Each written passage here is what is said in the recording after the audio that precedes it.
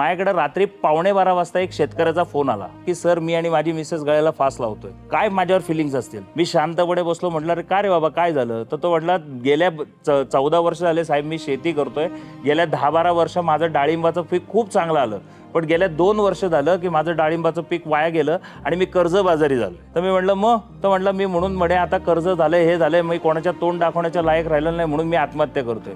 म्हटलं अरे, म्हटलं तुझं शिक्षण किती. तो म्हटलं 12वी झालंय. म्हटलं तेव्हा किती % मार्क पडायचे. तो म्हटलं 50-60% पर्सेंटेजने मी पास व्हायचो. म्हटलं अरे त्यावेळेस 40% फेल व्हायचा. आत्महत्या तर तू तेव्हा करायला पाहिजे होती, आज कशाला करतोय.